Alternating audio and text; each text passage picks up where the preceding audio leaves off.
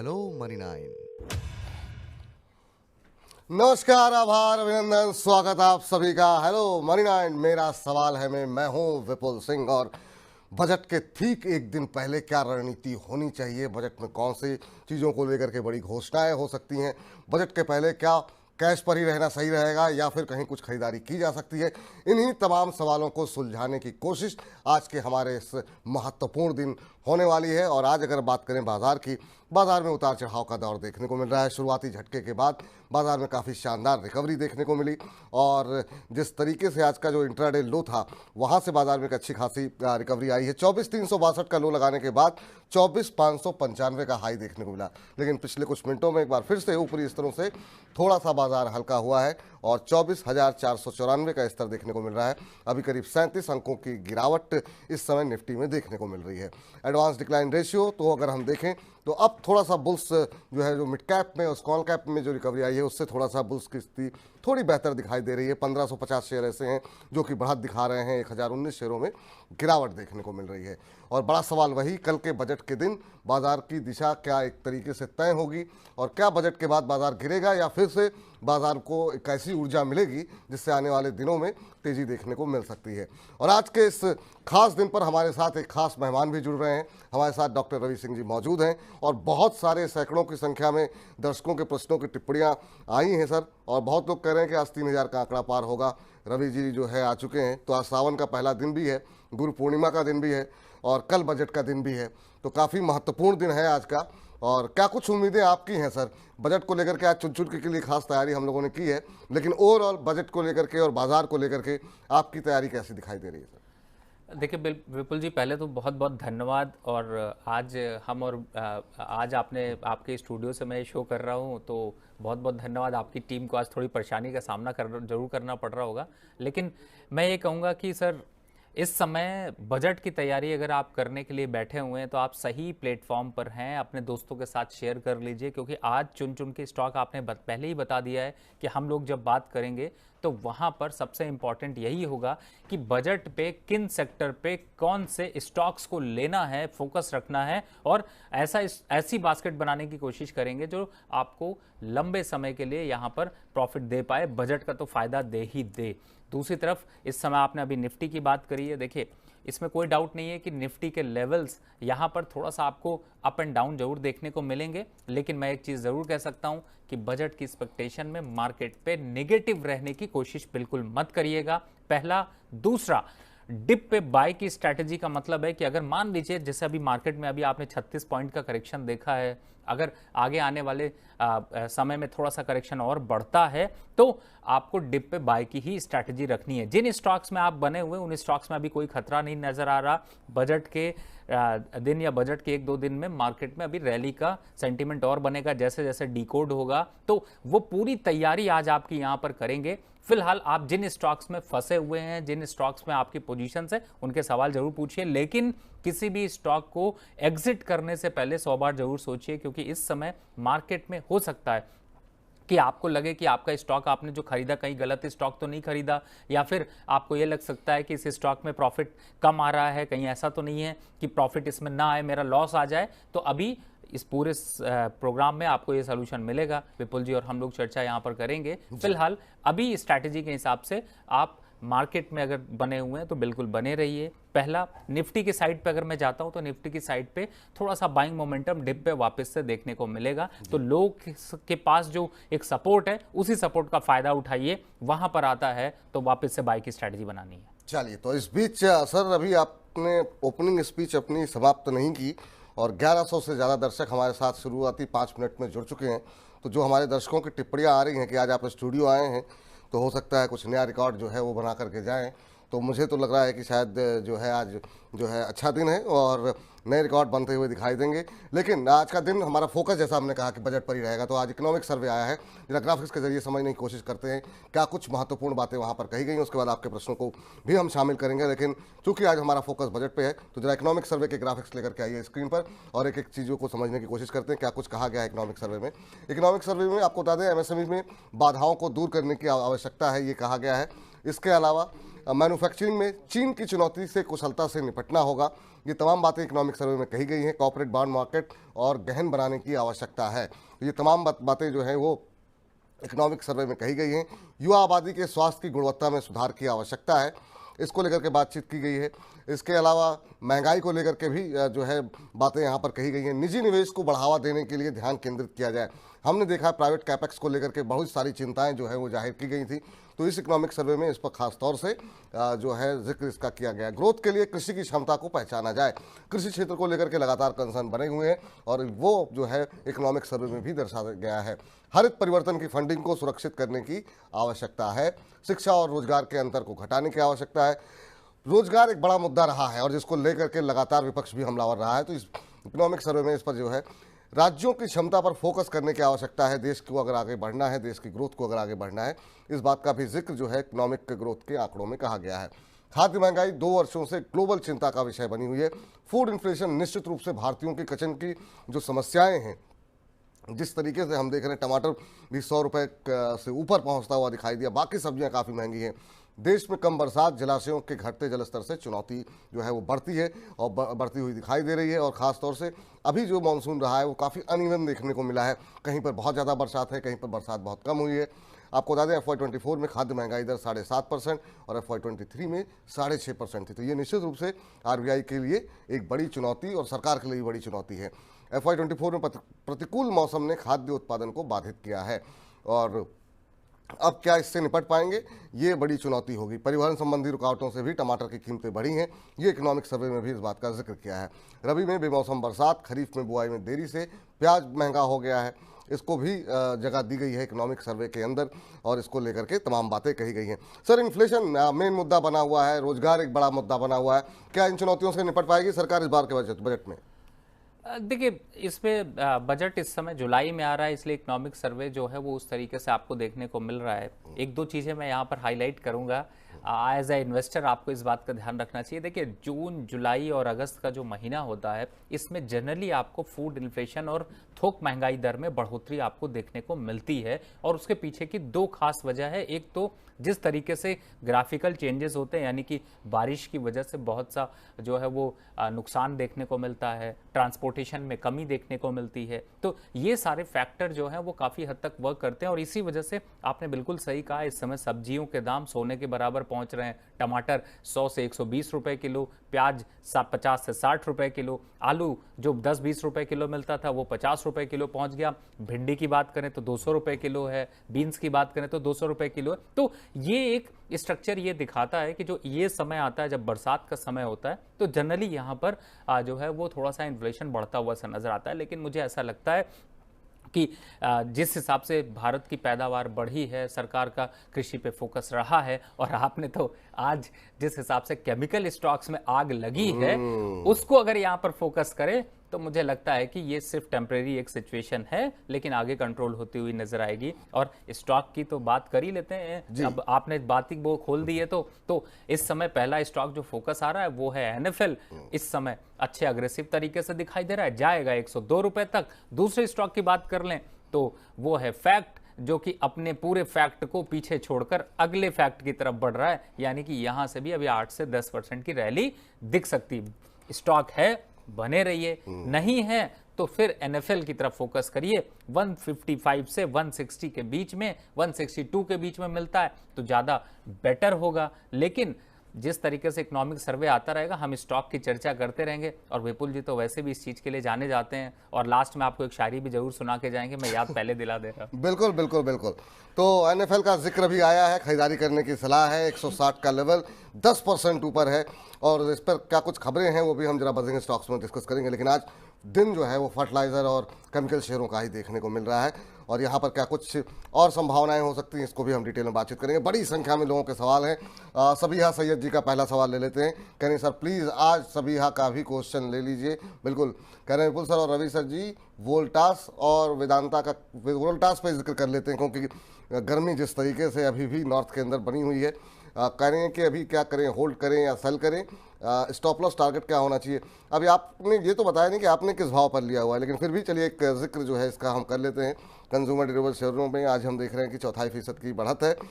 1479 का लेवल देखने को मिल रहा है वोल्टास में। सर अभी ये जानना चाह रही हैं कि स्टॉप लॉस और टारगेट इनको अपने लिए क्या रखने चाहिए। विपुल जी, पता नहीं क्यों मन बड़ा बेचैन हो जाता है, मन करता है कि स्टॉक को लीक ही कर दिया जाए। और मैं इसलिए आपसे ऐसा कह रहा हूँ क्योंकि अब हमने बनाया तो है कि एफएमसीजी में कौन से स्टॉक लेने हैं। अब उसमें वोल्टास तो नहीं है फिलहाल, लेकिन हाँ ये है कि वोल्टास में अगर आप बनी है तो बिल्कुल बने रहें और 1430 का एक स्टॉप लॉस लेकर चलें। आप साइड टारगेट देखते हैं तो 1530 का। और फिर से बोलता हूं, आज की बास्केट में एफएमसीजी के 2 स्टॉक मैंने शामिल किए हैं और उन स्टॉक्स की चर्चा, विपुल जी परमिशन नहीं दे रहे, पीछे से इशारा कर रहे हैं थोड़ा सा, रुको रुको रुको सर, ऐसे मत करो। तो जैसे जैसे बजट की चर्चा होती रहेगी स्टॉक्स हम आपको देते रहेंगे। और आज पूरे प्रोग्राम को आप बने रहना है, इसलिए बने रहना है क्योंकि हम स्टॉक जो है वो बीच बीच में आपको देते रहेंगे, जिससे कि आप अपना पोर्टफोलियो चमका भी सकें और चढ़ा भी सकें, बना भी सकें और आगे अपने पोर्टफोलियो पे अच्छी चमक देख सकें। बिल्कुल, तो ये बने रहिए कार्यक्रम के आखिर तक हमारे साथ, क्योंकि आज पूरा फोकस सिर्फ बजट पर रहने वाला है। और इस बीच हार्दिक पटेल जी का सवाल ले लेते हैं। और पटेल साहब ने पूछा है रेलवे शेयरों के बारे में, कह रहे हैं सर आरवीएनएल, राइट्स, इरकॉन के बारे में एक बार बात कर लें। काश आरवीएनएल के बारे में बता दो कहाँ तक जा सकता है। ये एक ऐसा सेक्टर रहा, लोगों ने बहुत कमाई भी की, लेकिन बहुत सारा वर्ग ऐसा भी रहे जिन्होंने बिल्कुल पीक पर जाकर के खरीदारी की है। उनके लिए क्या सलाह रहेगी आपकी, और क्या ये स्टोरी ख़त्म हो गई है? बहुत लोग कह रहे हैं बहुत महंगे हो गए हैं, आपकी सलाह क्या रहेगी? आज फिर से एक बार दोबारा जान लौटती हुई दिखाई दे रही है रेलवे के शेयरों में, और बहुत लोगों के सवाल भी आए हैं। तो राइट्स, इरकॉन, आरवीएनएल, इन सब में आप क्या करें? पूरा मुनाफा बुक कर लें, मौका है ये निकलने का, या बने रहें अभी? विपुल जी भाई, आप अब अलाउ करो, एक स्टॉक तो बताना पड़ेगा। एक स्टॉक बता दीजिए, चलिए ठीक है, ताकि हमारे दर्शक आखिर तक बने भी रहें। और तो जी सर अलाउ करा है विपुल जी ने, तो पहला स्टॉक बजट से रिलेटेड कल के दिन के लिए कंटिन्यू रखना है, वो है इस समय इरिकॉन। 320 रुपए आ गया हमारे आपके बात करते करते और चलेगा 335 रुपए तक। तो बिना सोचे समझे पहले खरीदिए उसको, बाद में देखते हैं कि अगले को क्या करना है। और इस समय पूरे रेलवे स्टॉक्स में प्रॉफिट बुक नहीं करना है। आरवीएनएल की आप चिंता कर रहे हैं, 650 आएगा तब चिंताएं होंगी दूर, करेंगे हम प्रॉफिट बुक। और अभी के जो स्टॉक है उसमें पहला स्टॉक है इरिकॉन और दूसरा जो स्टॉक है वो हम आगे और चर्चा में लेके आएंगे, लेकिन चुन चुन के स्टॉक में भी आज है इरिकॉन। तो इसलिए पहले से ही मैंने कर दिया है, आपको बता दिया है कि रेलवे काउंटर पे अगर फोकस कर रहे हैं तो टॉप स्टॉक पे अगर जाते हैं तो वो है इरिकॉन। अब बात कर लेते हैं कि आपने अगर RVNL, IRFC, Tex Infra, JWL, IRCTC, Tex Rail, Titagarh और कॉनकॉर रखे हैं तो बिल्कुल बने रहिए, किसी की मत सुनिए, किसी की मत देखिए। कोई चैनल अगर बोलता है कि सेल कर दीजिए, प्रॉफिट बुक कर दीजिए, तो मुझे लगता है कि चैनल को थम्स अप कर दीजिए, बट खुद कुछ मत करिए। और करना है आपको इसको कल दोपहर तक, यानी कि कल 12-1 बजे के आसपास तक उसको देखना है। वैसे मुझे लगता है कि घोषणाएं इतनी होंगी कि ये स्टॉक अभी और मल्टी बैगर स्टोरी बनाएगा, लेकिन आरवीएनएल 650 के पास चाहे तो 20% का प्रॉफिट बुक कर सकते हैं। तो आपको रेलवे में करनी है आज ये स्ट्रेटेजी। इरकॉन सबसे पसंदीदा शेयर है यहाँ पर, लेकिन एग्जिट करने की सलाह भी नहीं है। और अभी जो है कम से कम कल दोपहर तक अनाउंसमेंट एक बार सुन लीजिए, उसके बाद जो है उम्मीद है रवि जी को कि यहाँ पर काफ़ी पॉजिटिव चीज़ें जो है वो घोषणाएं जो हैं वो हो सकती हैं। और 15 मिनट हुए हैं हमारे कार्यक्रम को शुरू, 15 का 13-14 मिनट ही हुए हैं और अब करीब 1650 से ज़्यादा दर्शक हमारे साथ इस समय लाइव जुड़े हुए हैं, सिर्फ यूट्यूब के माध्यम से। बाकी हमारे फेसबुक पर, हमारे मनी9 के ऐप पर भी बड़ी संख्या में दर्शक जुड़ रहे हैं। तो आप सभी दर्शकों का तहे दिल से शुक्रिया। जितना हो सके वह अपने इस लिंक को जो है अपने फैमिली ग्रुप के साथ, अपने दोस्तों के साथ, अपने परिवारजनों के साथ, अपने कलीग्स के साथ शेयर कीजिए, ताकि जो मिस इन्फॉर्मेशन टेलीग्राम और बाकी जगहों से पहुंच रही है आप तक, वो जो है आप उससे दूर रहें और सही रणनीति शेयर बाजार के बारे में बना सकें। विपुल जी, मुझे भी थोड़ा सा अलाउ कर दीजिए। बिल्कुल बिल्कुल, अरे सर आपका कार्यक्रम जी। देखिए, पहली बात है कि ये मैंने पहले भी कहा है भैया, ये नहीं चलेगा कि आपने एक दिन 1600 लोग आ गए, एक दिन 1100 लोग आ गए और आज 2000 लोग पहुंच गए। सर क्यों उन लोगों का धोखा पहुंचा रहे हो? मंडे, एवरी मंडे मैं आपको यहाँ पे 1 से 2 अवेलेबल होता हूँ। दोस्तों के साथ शेयर करिए, पोर्टफोलियो डिस्कस करते हैं। और टेलीग्राम और इंस्टा से तो बिल्कुल बच के रहिए। मैं रिसेंट एक स्टोरी आपके साथ शेयर करता हूँ।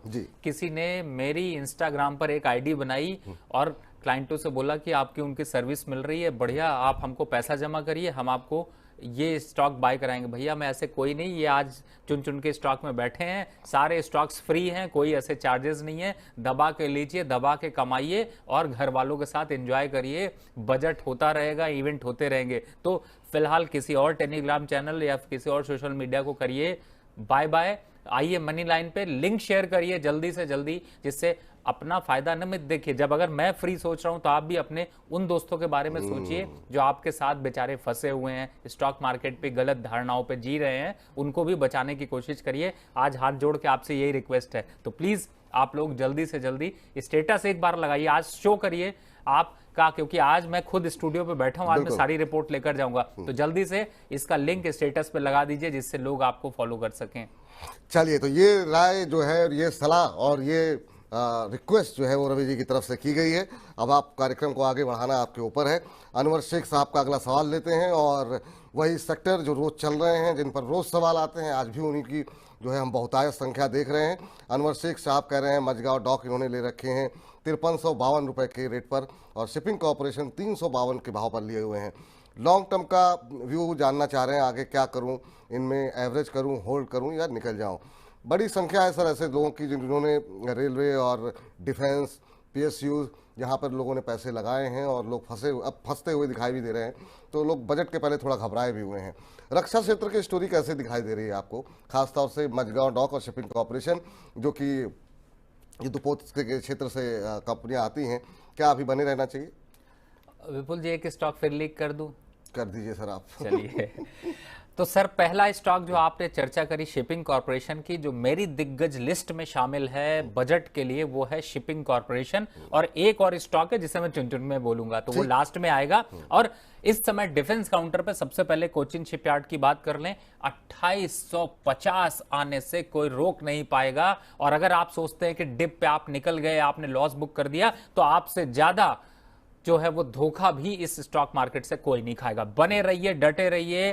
कल आपको करना है अगर प्रॉफिट बुक, तो कल का इंतजार करिए। 2850 से पहले अगर काट के चले गए तो दुखी होगा। इसलिए अभी चल रहा है यहां पर 2670, और अभी तो छलांग लगानी शुरू करी है। तो यहां पर 3000 की भी छलांग लगाएंगे, लेकिन 2850 के टारगेट के लिए फिलहाल फ्रेश बाय करना है, कर लीजिए, डरिए नहीं। ये स्टॉक ऐसे नहीं है कि जो मार्केट गिरी तो साफ हो जाएंगे, साफ भी होंगे तो जब चढ़ेंगे तो दुगनी स्पीड से चढ़ जाएंगे, आपको दिखाई भी नहीं देंगे और आप तो बिल्कुल पकड़ नहीं पाएंगे। तो मुझे ऐसा लगता है टेक्निकल लेवल पे देखते हैं तो ये लेवल्स दिखाई दे रहे हैं, फंडामेंटल तो स्ट्रांग है ही है। और दूसरे स्टॉक की चर्चा हम करेंगे आगे चुन चुन में। चुन चुन के में तो आखिरी तक बने रहना है आज आपको। और राहुल यादव जी कह रहे हैं क्या बात है, आज का प्रोग्राम 3000 पार जाएगा सर। कह रहे हैं आप विपुल जी और हमारे गुरु रवि जी, गुरु पूर्णिमा की बहुत बहुत दोनों को बधाई एवं मेरा प्रणाम। मेरा जय श्री महाकाल। मेरा सवाल है कि मेरे पास 2 लाख रुपए हैं, कहाँ खरीदारी करें, उसके लिए थोड़ा इंतजार किया। सेक्टर वाइज बहुत डिटेल में बातचीत होगी आखिर में चुन चुन के में, और बाकी बीच बीच में कार्यक्रम के बीच में तो हम शेयर आपको बता ही रहे हैं। तो एक पोर्टफोलियो बनाइए, एक पूरा अमाउंट एक जगह मत रखिए, जो थोड़ा करके 10-10, 20-20% अलग अलग सेक्टर में जहां पर उम्मीदें हैं बजट को लेकर के, वहां पर आप निवेश कर सकते हैं। तो ये राय आपके लिए निकल करके आती हुई। और इस बीच अब आगे बढ़ते हैं, और आज से हम एक और नया सेगमेंट शुरू कर रहे हैं, और उसका जिक्र जरा आप कर लेते हैं, सौदा मुनाफे का।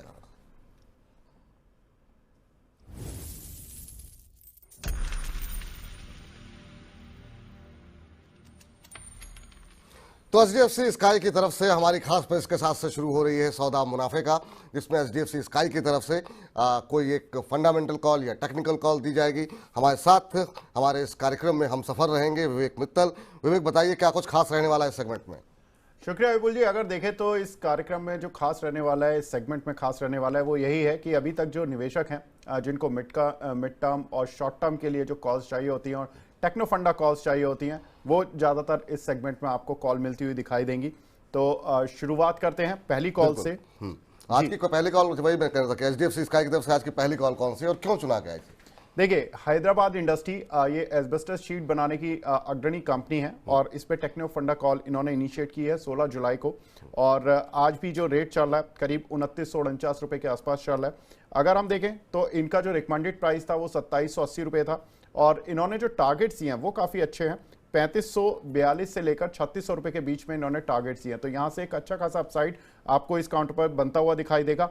ये जो कॉल होगी ये 25 नवंबर तक आपको अपने पोर्टफोलियो में रखनी है। तो कुल मिलाकर ये कह सकते हैं कि अगले 4 महीने के लिए अगर आपको कोई काउंटर चुनना है तो वो हैदराबाद इंडस्ट्री HDFC स्काई की तरफ से एक कॉल है। चलिए, तो HDFC स्काई की तरफ से यहाँ पर HIL पे खरीदारी की सलाह दी गई है। अभी 2947 1948 के आसपास शेयर ट्रेड करता हुआ आज ऑलमोस्ट हम देख रहे हैं कि लगभग फ्लैट ट्रेड करता हुआ 2780 पे ये कॉल जो है रिकमेंडेड थी, अभी 2900 के आसपास आ चुका है।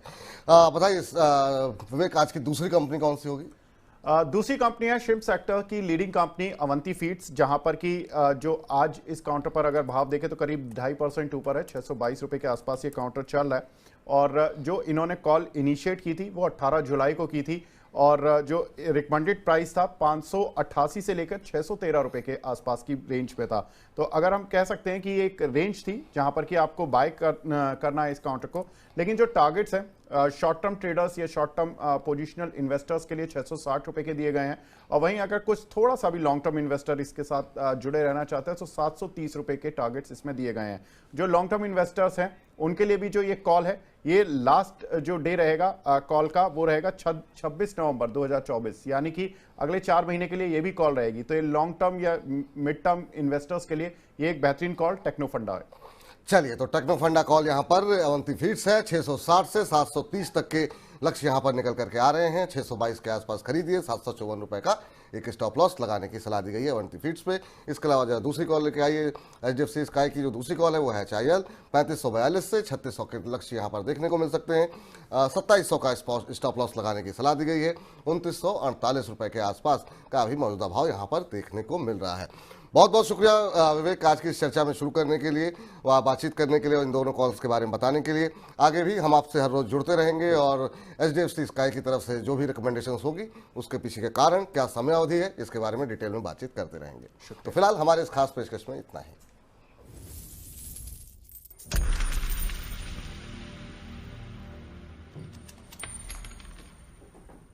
चलिए फटाफट कुछ आगे बढ़ते हैं और जरा कुछ एक और दर्शकों के प्रश्नों के जवाब लेते हैं।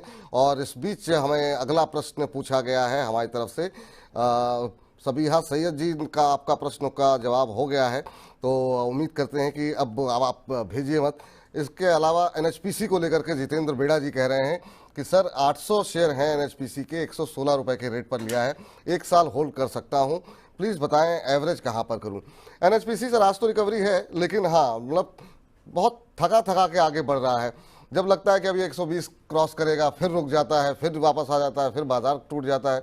आपकी राय क्या रहेगी NHPC को लेकर के?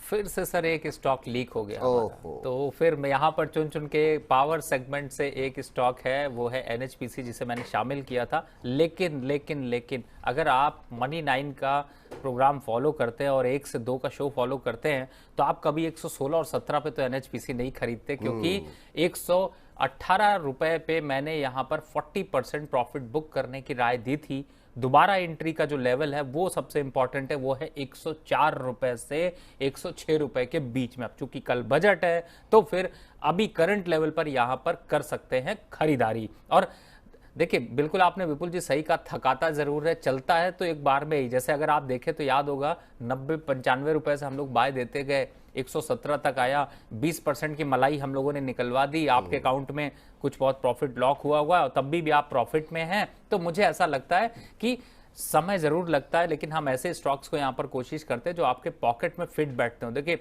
अब 100 रुपए किलो का टमाटर खरीदना है तो अगर एक हफ्ता टमाटर अगर बिना टमाटर के काम चल जाए, सॉस से खा सके, तो मुझे लगता है NHPC का खरीद लीजिए एक शेयर। कम से कम कुछ 16-17 रुपए तक पहुंचेगा तो थोड़ा प्रॉफिट ज्यादा देगा। तो कुछ ऐसा ही हाल है स्टॉक मार्केट का। तो मुझे ऐसा लगता है कि अभी फिलहाल यहां पर टेक्निकल लेवल पर 104 से 106 के बीच में कर लीजिए खरीदारी। अपसाइड टारगेट रखिए वापस जो आपने अभी बताया 116 रुपए का, और उस 16 रुपए के आसपास आता है तो फिर एक बार को विपुल जी को तंग करिएगा, परेशान करिएगा, क्योंकि परेशान करेंगे तो कुछ ना कुछ सलूशन यहाँ पर जरूर मिलेगा। चलिए इस बीच अब जरा अगला प्रश्न ले लेते हैं वंशिका चेटवानी जी का।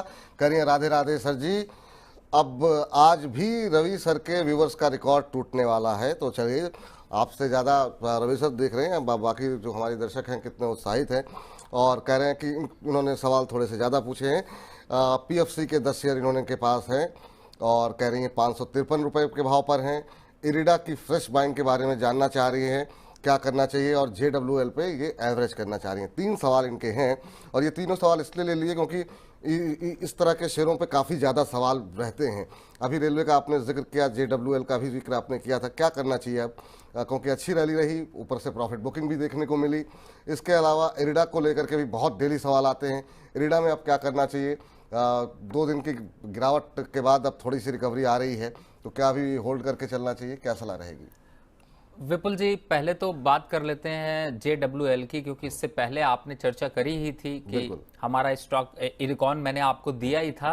तो अब चलिए मैं सस्पेंस खत्म ही कर देता हूँ। रेलवे काउंटर आप लोग जीत गए हैं और रेलवे के 2 स्टॉक मैंने सेलेक्ट किए थे जिसमें कि JWL था। अब आपने फंसा ही दिया तो बताना पड़ेगा। और JWL का अपसाइड टारगेट यहाँ से देखते हैं तो आपको अच्छा खासा अपवर्ड मोमेंटम में 780 रुपए तक के लेवल देखने को मिल सकते हैं। तो यहाँ पर पहला था इरकॉन, दूसरा हो गया JWL। सवाल हो गया आपका सॉल्व। आपके माध्यम से चुन चुन के स्टॉक का पूरा एक सेक्टर ही लीक हो गया है।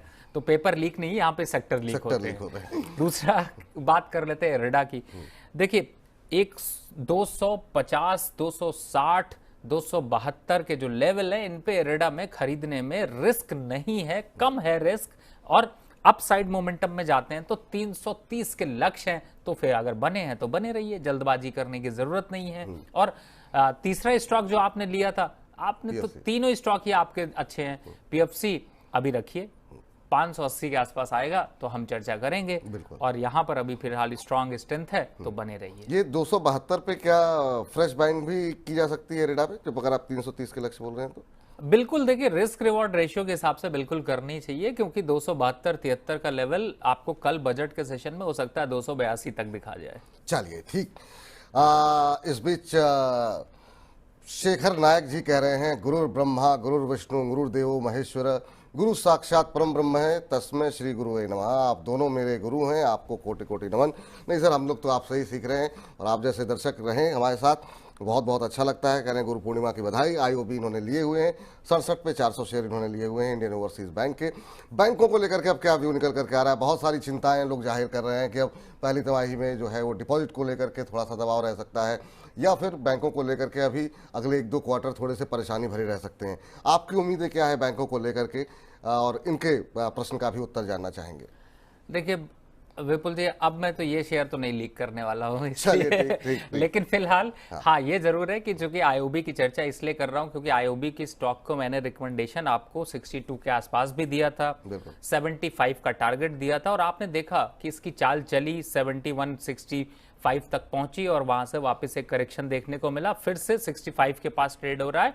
तो ऊपर नीचे हम चलेंगे भी उसी हिसाब से, ऊपर नीचे 65 खरीदने का लेवल, 75 प्रॉफिट पार्शियल बुक करने का लेवल। तो हर बार हर ट्रेड में आपको इस तरीके से स्ट्रेटजी बनाकर चलनी है। बैंकिंग काउंटर को चुन चुन के में भी चर्चा करेंगे, हो सकता है इनका कुछ सेगमेंट ऐसा भी हो जिसमें बैंकिंग की चर्चा तो होगी, और ऊपर से दूसरा, इस समय जो अभी पूरा का पूरा बजट है वो बैंकिंग सेक्टर के बिना पूरा नहीं होगा, तो इसलिए आप लोग बने रहिए। लेकिन इस समय IOB को अगर आप देख रहे हैं, ले लीजिए, क्या फर्क पड़ता है, 65 रुपए किलो तो आपको कुछ मिलने वाला नहीं है। अगर वेजिटेबल भी खरीदने जाएंगे तो 65 रुपए किलो में कुछ नहीं मिल रहा है, शायद आलू मिल रहा है इस समय, 50 रुपए किलो आलू मिल रहा है, वो भी 15 रुपए डिस्काउंट पे। तो अगर वो मिलता है तो मैं IND खरीद लूंगा। तो सब्जी खरीदने से ज्यादा अच्छा शेयर खरीद दो, ज्यादा अच्छे पैसे देने वाले हैं। बिल्कुल।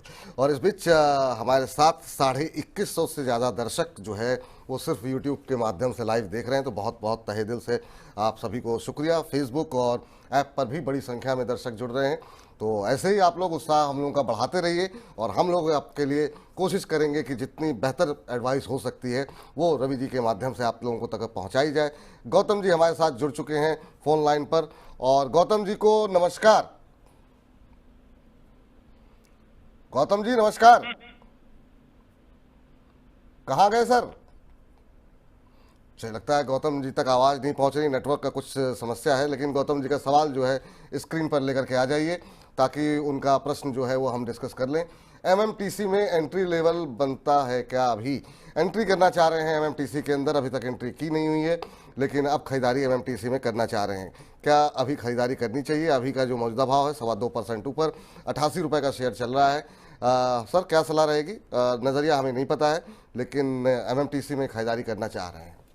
अरे भैया पीएसबी खरीद लो ना। अभी थोड़ी देर पहले आईओबी, अभी तो थोड़ी देर पहले चर्चा हमने करी है 64 रुपीज में। 88 में क्यों खरीद रहे हो जब ये अब 55 रुपीज तक आने की क्षमता रखता है? फिलहाल रिवर्ट हेड एंड शोल्डर बन रहा है, गिर रहा है स्टॉक, डेली वीकली और इंट्राडे में है डाउन। तो करनी है आपको मेक, यहां से डिस्टेंस बनाना है। और इस एमएमटीसी स्टॉक अगर आपके पोर्टफोलियो में है तो इमीडिएटली काट लीजिए, और काट करके अगर आपको लेना है तो ले लीजिए आईओबी। अगर सपने देख रहे हैं कि मल्टी बैगर बनेगा तो फिलहाल तो उम्मीद नहीं दिखाई देती, इसलिए यहां पर आईओबी में चेंज हो जाइए अभी, चूंकि इस डिस्कशन में आया है। अदरवाइज इस सवाल के माध्यम से आपका धन्यवाद भी करूंगा।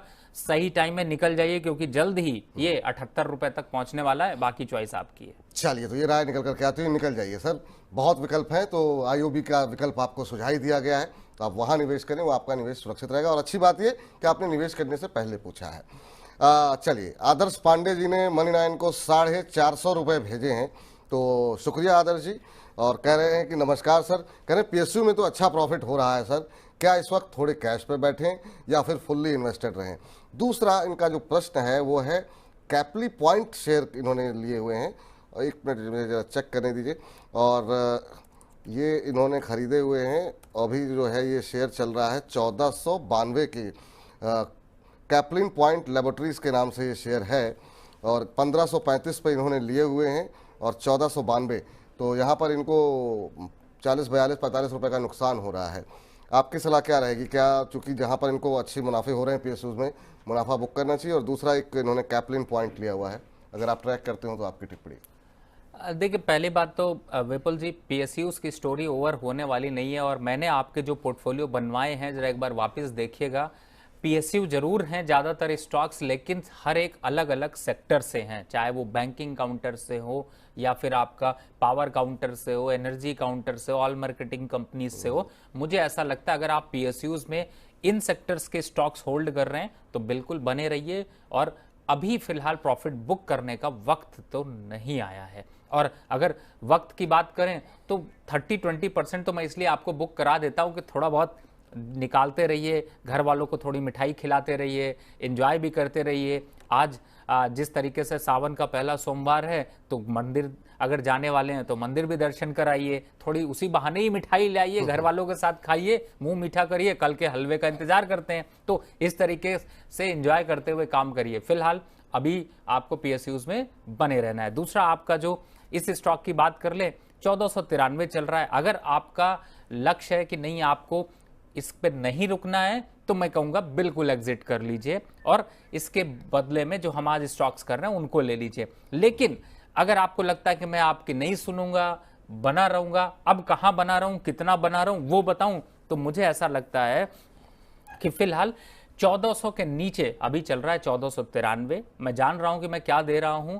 1400 के नीचे अगर ये क्लोज करता है तो पूरी तरह से डाउन टेरिटरी पे चला जाएगा और रिकवरी नहीं दिखा पाएगा। लेकिन अगर ये अभी 1493 है और 1520 के ऊपर, नोट कर लीजिए पेन पेपर लेके, बाद में मत कहिएगा कि मैंने समझा नहीं, 1520 के ऊपर निकल जाता है तो फिर डटे रहिएगा, बने रहिएगा और वापस आपको ये दिखाएगा लेवल 1580 का, और वहां पर आते ही कहिएगा नमस्ते। और अभी फिलहाल इन लेवल्स का ध्यान रखिए। और अगर इमीडिएट आपको लगता है कि नहीं, मुझे एक्शन अभी आपने बता दिया, अब मैं अभी स्विच करना चाहती हूं, तो क्विट करने में कोई जो है वो देरी मत करिए, निकल भी सकते हैं। तो मैंने तीनों ऑप्शन आपको दिए हैं विपुल जी, बाकी आप बताएं। नहीं, बिल्कुल, जो आपने तीनों विकल्प हैं और ये अपनी सुविधा अनुसार, अपने विवेकानुसार निर्णय स्वयं लेने में सक्षम है, तो ये आप निर्णय लीजिए आपको क्या करना है। और इस बीच आशीष जी हमारे साथ जुड़ चुके हैं, अगले दर्शक हमारे। आशीष जी को नमस्कार। नमस्कार सर। कैसे हैं आशीष जी, कहाँ से बोल रहे हैं? सर मैं चंडीगढ़ से बोल रहा हूँ। चंडीगढ़ से बोल रहे हैं, चलिए बड़ी अच्छी जगह से बोल रहे हैं आप। बताइए क्या प्रश्न पूछना चाह रहे हैं आप? सर मेरे पास आईटीडी सीमेंटेशन के 190 शेयर है एट द रेट ऑफ 478। अच्छा, मेरा होल्डिंग, जी sir, holding period sir 1 month है। 1 मंथ है। चलिए खैर, अब एक महीने का नज़रिया है, 478 पर आपने लिया हुआ है, 22 रुपए के आसपास का आपको यहाँ पर मुनाफा हो रहा है। लेकिन कोई ना कोई आपको स्टॉप लॉस लगाना चाहिए। बजट के इर्द गिर्द हो सकता है किसी भी तरफ का एक बड़ा मूव देखने को मिल सकता है, क्योंकि बड़ा जब इवेंट होता है तो वोल्टिलिटी थोड़ी बढ़ी रहती है। रवि सर, आपकी सलाह क्या रहेगी? क्या कोई इनको ट्रेलिंग स्टॉप लॉस देंगे? बिल्कुल आपने सही बताया, 490 का स्टॉप लॉस रख लीजिए और अप साइड में 520 आता है तो चाहे बजट आए या ना आए, बजट में क्या होगा क्या नहीं होगा उससे चिंता करने की क्या जरूरत है। 520 के आसपास आता है, पूरा प्रॉफिट बुक कर लीजिएगा और जरा संभल के रहिएगा साहब, क्योंकि अगर ये स्टॉक 480 के नीचे गया तो आपकी वापस जाकर के इसकी क्षमता आएगी 420 रुपए के आसपास। हालांकि 420 का नंबर अच्छा नहीं होता, लेकिन एनीवे कोई बात नहीं। फिलहाल आप अभी अभी बने रहिए और 520 के आसपास आता है, प्रॉफिट बुक कर लीजिए। एक महीने वेट करने की क्या जरूरत है, जब अभी मिल सकता है तो निकल जाइएगा। चलिए, इस बीच मनोज गर्ग जी ने मनी 9 को 100 रुपए भेजे हैं, तो बहुत बहुत शुक्रिया, बहुत बहुत धन्यवाद आपको। कह रहे नमस्कार विपुल जी और रवि जी, आज मेरा सवाल ले लीजिए। मेरे पास रेडियंट CMS के 100 शेयर हैं 90 रुपए के भाव पर, काफ़ी समय से होल्ड करके रखा है, नज़रिया लंबा है, तो रवि जी बताइए मैं क्या करूं? लंबा इनका नज़रिया है, अभी 79 के आसपास मौजूदा भाव देखने को मिल रहा है और इन्होंने 90 ले रखा है, तो 11 रुपए पर शेयर का अभी भी नुकसान हो रहा है, जबकि काफ़ी लंबे समय से इसमें होल्ड कर रहे हैं। पिछले एक महीने में करीब आधे %, पिछले 6 महीने में 10-10% और पूरे साल में 20% का नेगेटिव रिटर्न इस शेयर में रहा है। जब बाजार इतना तेज चल रहा था तो फिर एक बार मान लेते कि चलो कोई बात नहीं, गलती हो गई।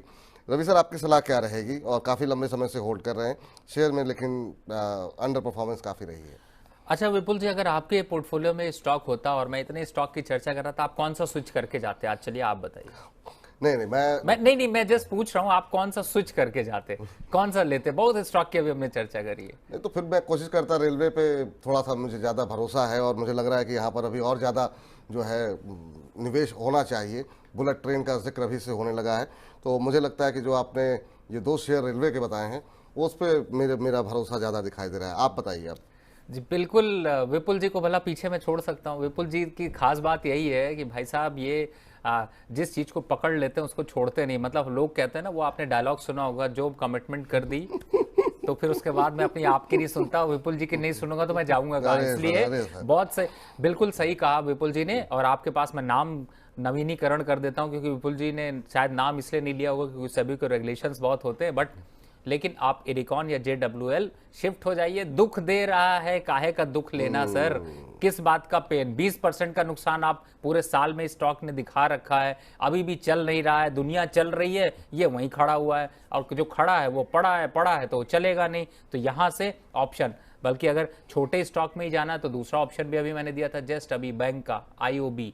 अगर आप चाहे तो इरिकॉन और IOB, यानी दोनों आई चपक रहे हैं, तो यहां से बनाइए I² और बना लीजिए स्टॉक में इससे दूरी और उसमें कर जाइए एंट्री, जिससे कि आपको मिल सके फायदा। चलिए, तो ये रहा है आपके लिए निकल करके आती हुई। अब करीब 2400 लोग के आसपास, 2450 लोग के आसपास हमारे साथ दर्शक जो है सिर्फ YouTube के माध्यम से लाइव जुड़े हुए हैं। इसके अलावा हमारे Facebook और YouTube पर भी लगातार दर्शकों की संख्या बढ़ रही है। तो ऐसे ही हम लोगों का उत्साहवर्धन आप लोग करते रहिए और स्नेहा जी से बातचीत कर लेते हैं।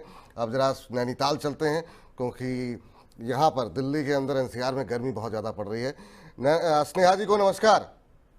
नमस्ते सर, कैसे हैं आप? हम बहुत अच्छे हैं मैम, आप कैसी हैं? और मौसम कैसा है नैनीताल में?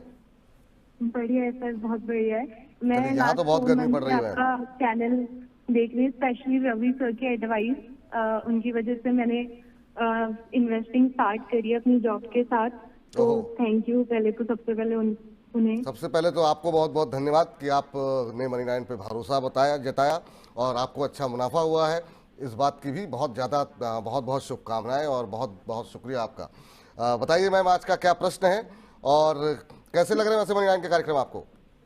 सर मुझे बहुत अच्छे लग रहे हैं, स्पेशली रवि सर की रिकमेंडेशन हमेशा सबसे ज्यादा अच्छी लगी।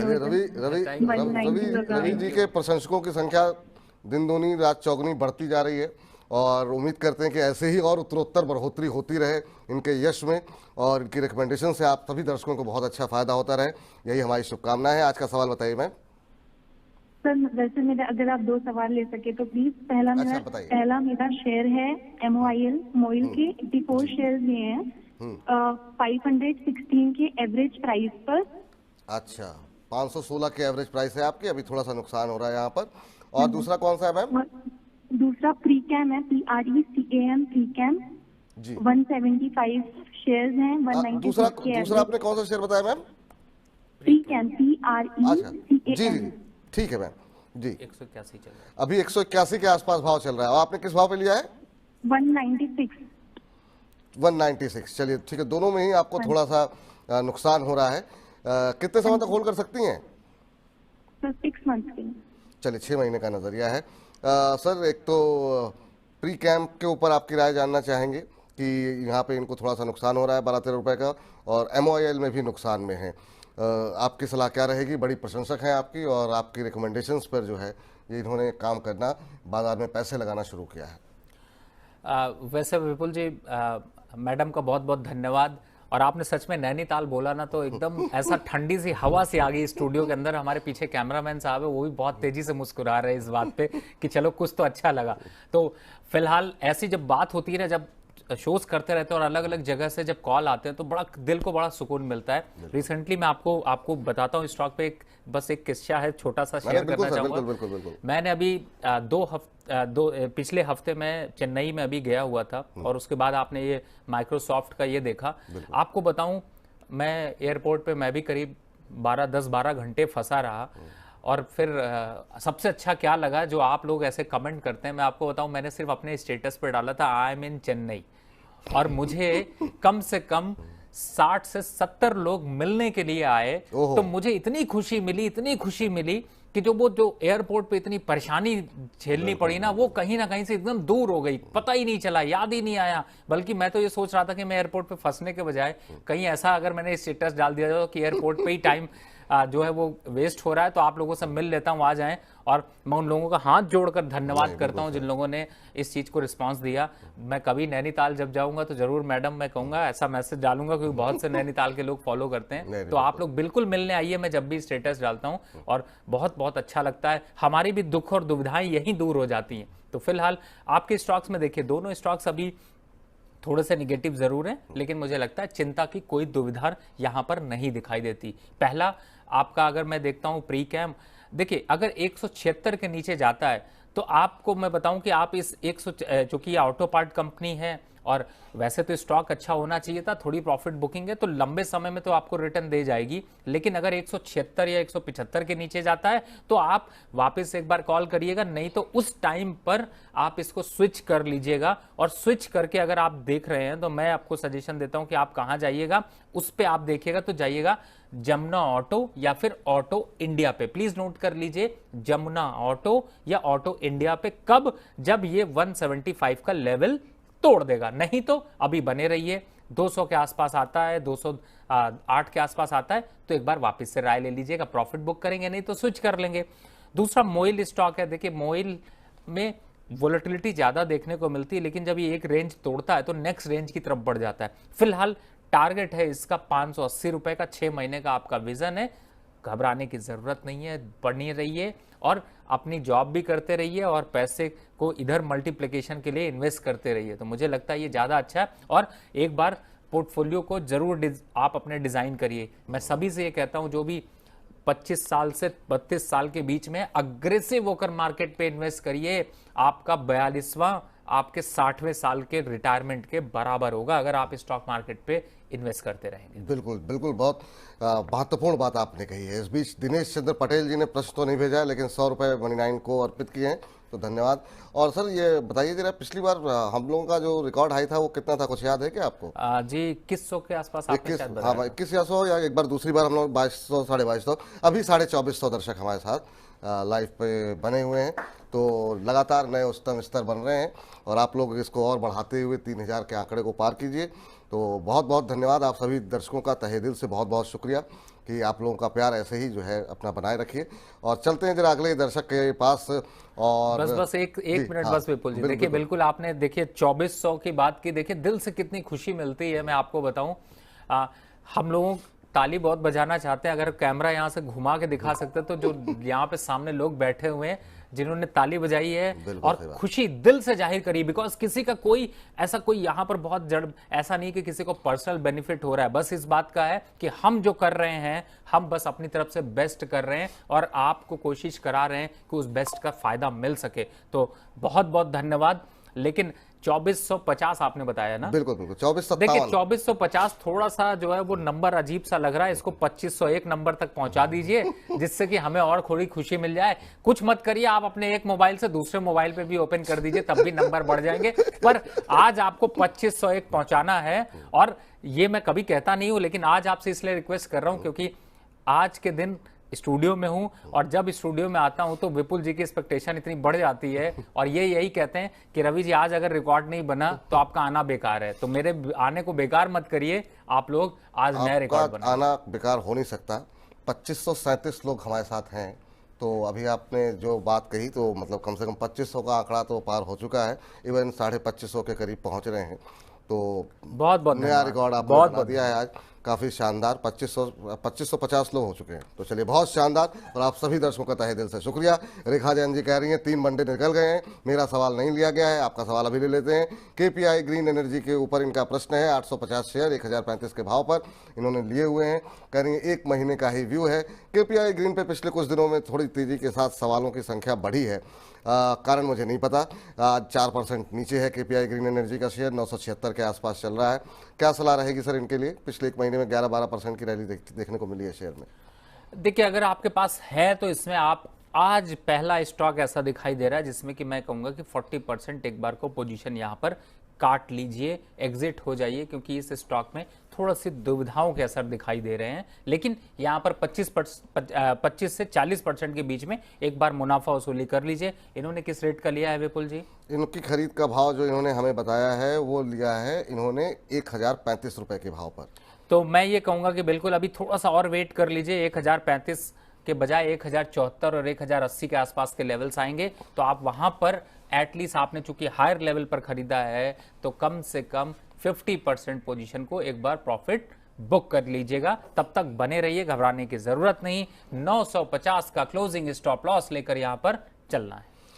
चलिए, तो ये राय आपके लिए निकल करके आती हुई और अब जो है बजिंग स्टॉक की तरफ का भी रुख करते हैं। 2600 का आंकड़ा आपसे थोड़ी देर पहले हमने पार कर लिया है, तो ऐसे ही आप लोग अपना समर्थन देते रहिए और अब रुख कर लेते हैं बजिंग स्टॉक्स का।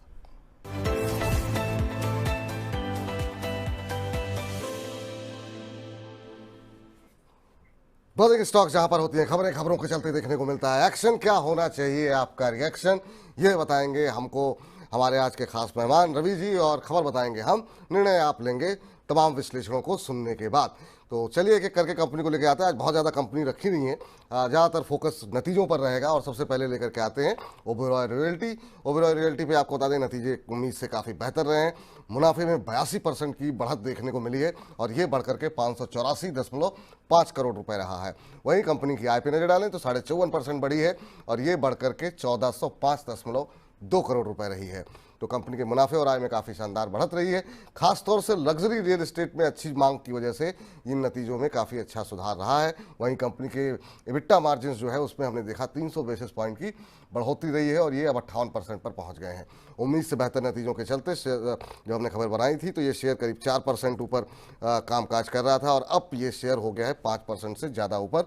1757-1758 का लेवल यहाँ पर देखने को मिल रहा है। बजट में सर अफोर्डेबल हाउसिंग को लेकर के भी कुछ एक चीज़ें आ सकती हैं, ऐसा अनुमान लोग जता रहे हैं। इसी के चलते आज DLF, Godrej properties, Oberoi realty सब में मजबूती है। हालांकि ओबेरॉय रियल्टी पे रिजल्ट्स की स्टोरी है, आपकी राय क्या होगी? देखिए इस समय बजिंग स्टॉक में आपने ओबेरॉय की बात की तो इसी की बात कर लेते हैं। बिल्कुल आपने सही बताया, उसका फंडामेंटल इम्पैक्ट आया और इसीलिए स्टॉक ने हाई बनाया था 14 जून को 1953 रुपए का और अभी इस समय चल रहा है 1758 रुपए का। देखिए मैं बहुत ज़्यादा आगे लॉन्ग टर्म पर रियल्टी काउंटर पे बुलिश नहीं हूं, इसीलिए बार बार राय आपको देता हूं कि आप लोग प्रॉफिट बुक करना मत भूलिए, रिजल्ट का फायदा उठाइए। स्टॉक लिया है तो 5% गेन के साथ यहां पर धन्यवाद करने की कोशिश करिए। स्टॉक थोड़ा बढ़ेगा, 1850 तक जा सकता है, लेकिन रिस्क भी उसी हिसाब से है। लेकिन मुझे ऐसा लगता है कि न्यूज़ का इम्पैक्ट है, फायदा उठाइए, एक बार इस स्टॉक से मुनाफा वसूली 80% तक एटलीस्ट आपको कर लेनी चाहिए। 80% तक मुनाफा वसूली कर लेनी चाहिए, ये आपके लिए फिलहाल सलाह निकल करके आती हुई। अगले कंपनी जो है स्क्रीन पर लेकर के आइए, वो हमको जरा होटल इंडस्ट्री में आज देखने काफ़ी हलचल देखने को मिल रही, खासतौर से इंडियन होटल्स में नतीजे आए हैं काफ़ी अच्छे। कंपनी का पहली तिमाही मुनाफा 12% बढ़ा है और ये बढ़ करके 248 करोड़ रुपए रहा है। कंपनी की आय में अगर हम देखें तो 5% की ग्रोथ देखने को मिली है, 1596 करोड़ रुपए रही है। जो अनुमान थे उससे बेहतर नतीजे हैं। क्यूएन एबिटा 459 करोड़ रुपए से बढ़ करके सीधे पहुंच गया है 496 करोड़ रुपए। तो नतीजे अच्छे नतीजे देखने को मिले। और अच्छे नतीजों के बाद हुआ ये कि तमाम जो इंटरनेशनल ब्रोकरेज हाउसेस थे उन्होंने कंपनी की रेटिंग और लक्ष्य में बढ़ोतरी की है। जिसमें नाम कौन कौन से हैं, इसमें हम देख रहे हैं जेफरीज की तरफ से कंपनी पर लक्ष्य में बढ़ोतरी की गई है और बाय रेटिंग के साथ लक्ष्य को कर दिया गया है 690 रुपये। वहीं मॉर्गन स्टैनले की बात करें, मॉर्गन स्टैनले ने भी बाय रेटिंग दी है और लक्ष्य कर दिया है 595 रुपये। और इसी सब खबरों के चलते जो है आज हम देख रहे हैं इंडियन होटल्स में काफ़ी अच्छी मजबूती देखने को मिल रही थी। जब खबर हमने बनाई थी तो करीब 7% के आसपास मजबूत था, अब 7.5% से ज़्यादा की मजबूती दिखा रहा है इंडियन होटल। सर 621 622 का लेवल, नतीजे अच्छे रहे हैं और अब 7.5 पौने 8% ऊपर।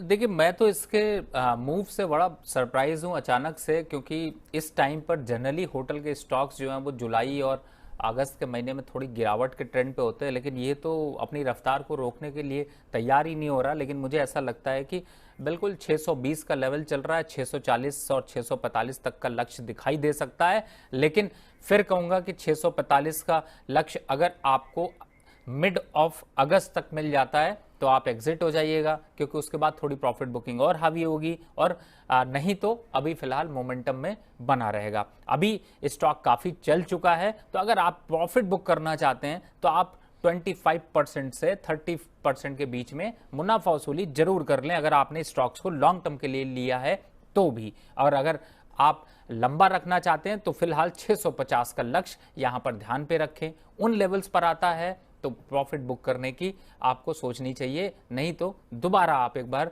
यहां पर सवाल जरूर पूछ सकते हैं। जी चलिए, तो ये राय यहाँ पर निकल करके आती हुई और एक अगला सेक्टर भी लेकर के आते हैं और जिसका जिक्र कहीं ना कहीं बजट स्टॉक से पहले ही रवि जी कर चुके हैं, और वो है आज जो फर्टिलाइजर और केमिकल शेयरों में आज हम देख रहे हैं मोमेंटम जो बनता हुआ दिखाई दे रहा है। आरसीएफ में और पूरे एनएफएल में सब में तेजी आज है। बजट में ग्रामीण मांग बढ़ाने पर जो है वो जोर देखने को मिल सकता है। ग्रामीण मांग अगर बढ़ेगी तो फर्टिलाइजर केमिकल शेयरों को इसका सीधा सीधा फायदा होता हुआ दिखाई देगा। आज अगर हम देखें तो आरसीएफ 9%, एनएफएल 9%, मद्रास फर्टिलाइजर करीब 7% के उछाल के साथ चल रहा है। फैक्ट के शेयर में भी हम देख रहे हैं करीब 6% से ज़्यादा की मजबूती यहाँ पर देखने को मिल रही है। इसके अलावा बाकी केमिकल शेयरों में भी चंबल फर्टिलाइजर 3%, कोरमंडल में हमने देखा करीब 0.25% से ज़्यादा की मजबूती देखने को मिल रही है। सर केमिकल फर्टिलाइजर साल भर थोड़ा सा थकाया, लेकिन अब बजट के आसपास काफ़ी अच्छा मोमेंटम, काफ़ी ज़्यादा उम्मीदें हैं, और क्योंकि हमारी थीम हमारी बजट को लेकर के ही है, तो यहाँ पर आपकी क्या उम्मीदें हैं और आपके पसंदीदा 1-2 शेयर कौन से होंगे? देखिए, पसंदीदा स्टॉक में तो मैंने पहले ही बता दिया था आपको कि आपको एनएफएल यहाँ पर फोकस करना चाहिए 180 के टारगेट के लिए। मद्रास फर्टिलाइजर आप फोकस कर सकते हैं 135 के टारगेट के लिए। आप लोग नोट कर लीजिए, क्योंकि इन स्टॉक्स पर स्ट्रैटेजी के तहत जाना है। दूसरा, आपने फैक्ट की बात की, देखिए 1150 के लक्ष्य देखने को मिल सकते हैं। चंबल फर्टिलाइजर 535 रुपए तक के लक्ष्य देखने को मिल सकते हैं। दीपक फर्टिलाइजर 850 के लक्ष्य देखने को मिल सकते हैं। टीएन पेट्रो आपका 110 रुपए तक यहां पर देखने को मिल सकता है। नागा फर्टिलाइजर ये भी 11 रुपए से बढ़ना चालू हुआ, 12 रुपए पहुंच रहा है, 12 रुपए 50 पैसे तक जाता हुआ नजर आ सकता है। विष्णु केमिकल की बात कर ले तो वो भी 440 रुपए तक अभी जाता हुआ नजर आ सकता है। अब आते हैं कि आपको खरीदना है या नहीं खरीदना है। देखिए, दौड़ तो बहुत पहले ही चल चुकी है, तो स्टॉक से टॉप के जो 2 बताए उन्हीं को यहां पर सेलेक्ट करिए, लेकिन बड़ा एक्सपोजर नहीं रखिए, क्योंकि स्टोरी कहीं ना कहीं से ओवर होती हुई नजर आएगी। कल जब बजट पेश होगा तो सिर्फ इसमें करना है आपको प्रॉफिट बुक, ज्यादा लंबा रुकने की जरूरत नहीं, और जब डिप आएगा तो फिर दोबारा एंट्री करने की सोचेंगे। तो कल 12 बजे तक की स्ट्रैटेजी है कि इनको आप अभी बने रहें। ये आप लोगों के लिए स्ट्रेटजी है फिलहाल निकल करके आती हुई। और इस बीच अब अगली कंपनी लेकर के आते हैं और बहुत डिटेल में आप लोगों को हमने जानकारी दी है कि फर्टिलाइजर पैक में कौन कौन से शेयर हैं जो कि चल सकते हैं, क्या लक्ष्य होने चाहिए। अब जरा रिलायंस इंडस्ट्रीज के नतीजे आए हैं और नतीजों के बाद काफ़ी अच्छा मूव आज देखने को मिल रहा है। रिलायंस में आपको बता दें आय में कंपनी की 12% का इजाफा देखने को मिला है। ये जो है 2,31,784 करोड़ रुपए रही। वहीं मुनाफे में थोड़ी सुस्ती रही है और 4.5% के आसपास का मुनाफा गिर करके 17,445 करोड़ रुपए रहा है। बाजार का दिग्गज रिलायंस इंडस्ट्रीज सर, नतीजे आए और नतीजों के बाद काफ़ी अच्छा मूव आज देखने को मिल रहा है। आपकी राय क्या होगी रिलायंस इंडस्ट्रीज को लेकर के इस समय? देखिए, पहला तो खरीदना तो बिल्कुल नहीं है, क्योंकि अभी जिस हिसाब से स्टॉक में थोड़ा सा प्रॉफिट बुकिंग दिखाई दे रही है, बजट के लेकर के कोई अट्रैक्शन नहीं, इन्वेस्टमेंट यहाँ पर वेस्ट होगा। फिलहाल बजट की मैं बात कर रहा हूँ, लॉन्ग टर्म इन्वेस्टमेंट की बात नहीं कर रहा हूँ। अभी मैं वेट करूंगा इसका 2750 तक आने का।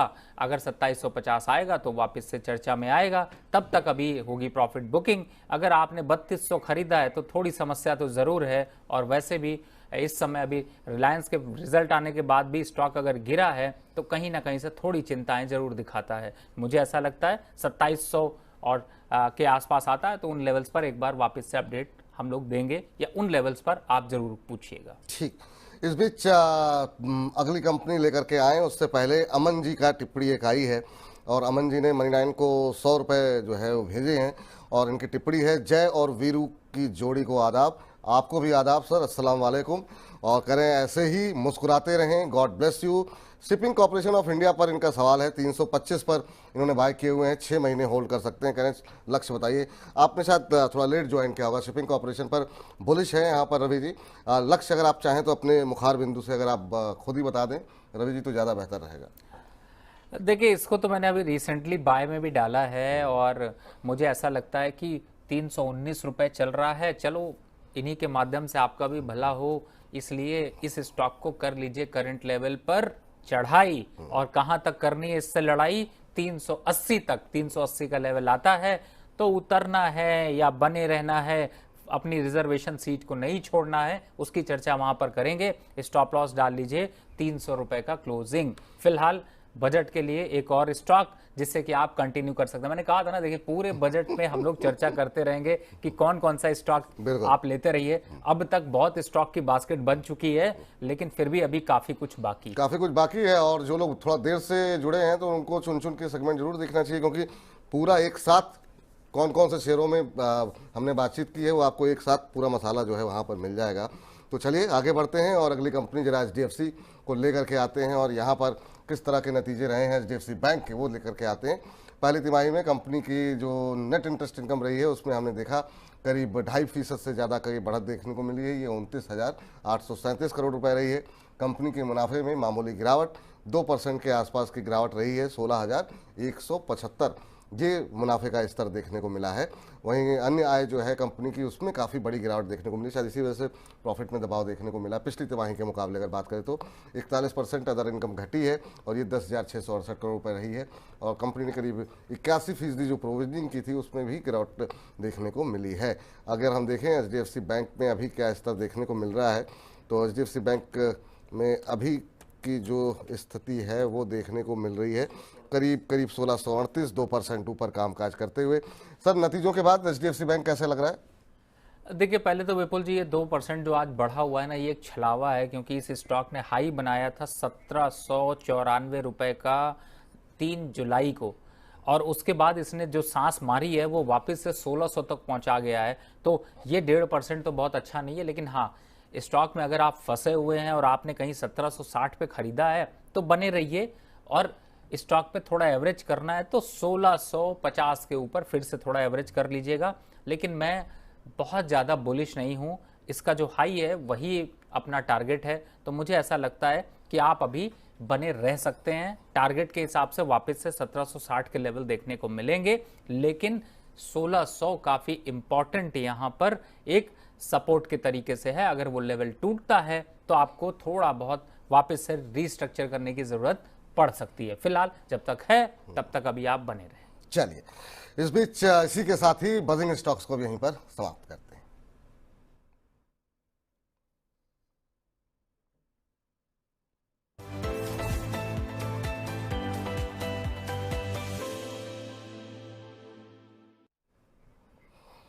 चलिए खास सवाल और ले लेते हैं, उसके बाद से आईपीओ का रुख करेंगे। और इस बीच रेणु सिंघल जी कह रही हैं ईस्ट और वेस्ट, विपुल सर और Ravi sir is the best. तो थैंक यू मैम, बहुत बहुत धन्यवाद इतने अच्छे अच्छे शब्दों के लिए। कह रहे हैं विपुल सर रवि सर, रोहित जी कह रहे हैं कि विपुल सर रवि सर के कहने पर 35,000 रुपये कैश पे आ गया हूँ और सर की कृपा से प्रॉफिट में भी हूँ। अब इनका सवाल इरिडा और जीआरएससी में है, कल के बजट के बाद किन किन स्टॉक पर फोकस रहेगा। पूरे कार्यक्रम में यही बता रहे हैं किन किन स्टॉक्स पर फोकस रहने वाला है, और अभी चुन चुन के सेगमेंट का इंतजार कीजिए, वहां पर आपको और ज़्यादा जानकारी मिल जाएगी। स्वाति मौर्य जी का सवाल ले लेते हैं। कह रहे हैं मनी 9 के स्टार शो और मार्केट स्टार रवि सर को राम राम, और आपका व्यू सेल के ऊपर जानना चाहते हैं। कह रवि सर की रिकमेंडेशन पर लिया था, और आईडीएफसी फर्स्ट के बारे में भी सवाल है, लेकिन पहले सेल पे बात कर लेते हैं। 151 रुपये पे इन्होंने खरीदे हुए हैं। और सर अभी क्या करना चाहिए सेल को लेकर के?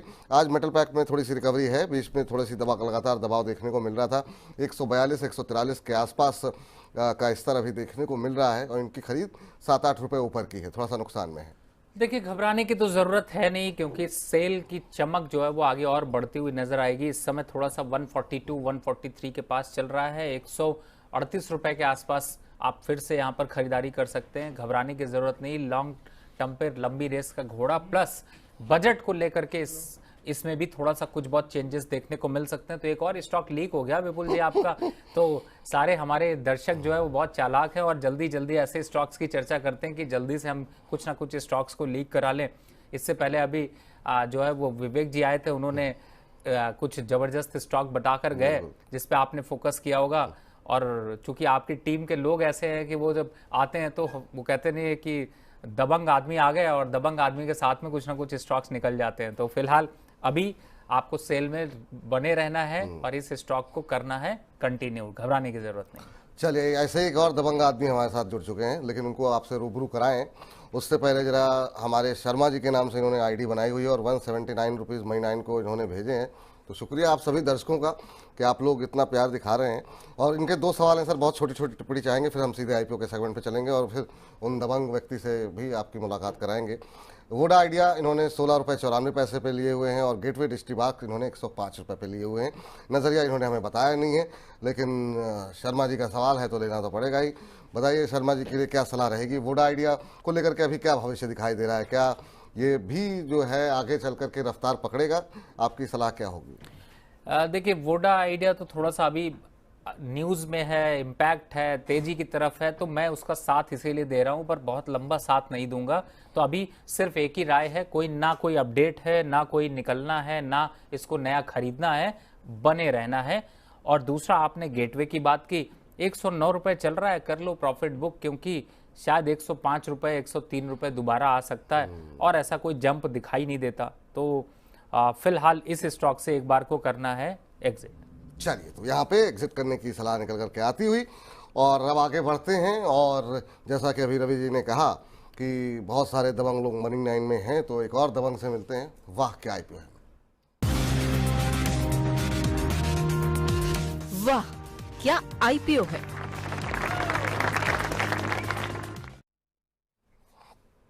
चलिए, खास पेशकश हमारी वाह क्या आईपीओ, जिसमें बड़ी संख्या में जो आईपीओ से जुड़े हुए प्रश्न होते हैं, पैसे लगाने चाहिए नहीं लगाने चाहिए, ब्रोकरेज हाउसेस क्या कह रहे हैं, ग्रे मार्केट में प्रीमियम कितना चल रहा है, ये तमाम चीज़ें हम बातचीत करते हैं। और हमारे साथ, जैसा कि हमने आपको बताया कि मनी 9 के एक दबंग चेहरे जो है जुड़ चुके हैं, और संदीप हमारे साथ मौजूद हैं। संदीप जी बताइए, क्या कुछ आंकड़े कह रहे हैं? और बहुत बड़ी संख्या में दर्शक आपका तहे दिल से इंतज़ार कर रहे थे, तो आगाज़ कीजिए सर। मैं तो डर गया हूँ दबंग नाम सुनते ही। एक तो रवि जी भी स्टूडियो में है और आप भी दबंग वर्ड यूज़ कर रहे हैं, तो अपने आप में इतना बड़ा खिताब जो आपने दे दिया है। और रवि जी आएंगे और खिताब ना लेके आए, ऐसा वैसे आप सोच नहीं सकते। रवि जी ने एक बार आपको वो हुनर दबंग पे डांस करते देख लिया था, तब से वो आपको दबंग ही मानते हैं। आप भी शायद साथ में ही होंगे। बिल्कुल। चलिए ठीक है, आईपीओ की बात कर लेते हैं। सेंसरा लिमिटेड ये एकमात्र ऐसी कंपनी है जो कि मेन बोर्ड में जिसका आईपीओ खुला हुआ है। शुक्रवार को खुला था, हमने इसकी बातचीत करी भी थी। ये 23 तारीख तक खुला रहेगा और इसका प्राइस बैंड है 90 से 95 रुपए का। इसमें 510 करोड़ रुपए ये कंपनी जुटाना चाहती है, जो कि जिसमें फ्रेश इशू 397 करोड़ रुपए का है। 4.25 करोड़ शेयर है जो कि कंपनी इशू करेगी, और ओएफएस के जरिए जो मौजूदा निवेशक हैं वो भी अपना स्टेक बेच रहे हैं। उनकी ओर से करीब 1.25 करोड़ शेयर बेचे जा रहे हैं और वो भी 113 करोड़ रुपए की रकम इसमें जुटाते हुए दिखेंगे। दूसरे दिन तक के अगर आप इसके सब्सक्रिप्शन के आंकड़े देखेंगे तो काफी स्ट्रांग आपको नजर आएंगे। 8.5 गुना के आसपास के नंबर्स हमने 12:30 बजे जब आपके लिए रिसर्च तैयार करी थी उस समय देखने को मिले थे। रिटेल 8.5 गुना के आसपास और NII करीब 20 गुना के आसपास यहाँ पे सब्सक्रिप्शन देखने को मिला है। पहले दिन ही आप देखें तो 4 गुना से ज्यादा के जो नंबर्स हैं इस IPO में देखने को मिले थे और अब 8.5 गुना के आसपास का हो चुका है। 37 रुपए पर शेयर का जो ग्रे मार्केट प्रीमियम है वो देखने को मिल रहा है। हालांकि थोड़ा सा कम होता हुआ दिखा है। ये 16 तारीख को 43 था, फिर 41.5 हुआ, फिर 37 हुआ, फिर उसके बाद 19 को हमने देखा कि 35 रुपए हो गया, फिर बाद में 32 रुपए, फिर 30 रुपए। अब ये वापस आप देखेंगे तो घटकर 30 पर आ गया। 24 जुलाई को अलॉटमेंट है और 26 यानी कि फ्राइडे को हो सकता है इसकी लिस्टिंग जो है उसकी आप उम्मीद करके चल सकते हैं। चलिए, तो ये फिलहाल राय निकल करके आती हुई। यहाँ पर ग्रे मार्केट प्रीमियम थोड़ा घटता हुआ जरूर दिखाई दे रहा है, लेकिन अभी भी पॉजिटिव है, ये अच्छी बात है। रवि सर, आपने अगर फंडामेंटल देखे हों तो कैसे दिख रहा है आपको माहौल? अभी चूंकि बजट के आसपास का माहौल है तो इस वजह से भी हम देख रहे हैं बाजार की वोलेटिलिटी को देखते हुए ग्रे मार्केट प्रीमियम कम हो सकता है, लेकिन फंडामेंटल्स और वैल्यूएशन कैसे दिखाई दे रही है आपको?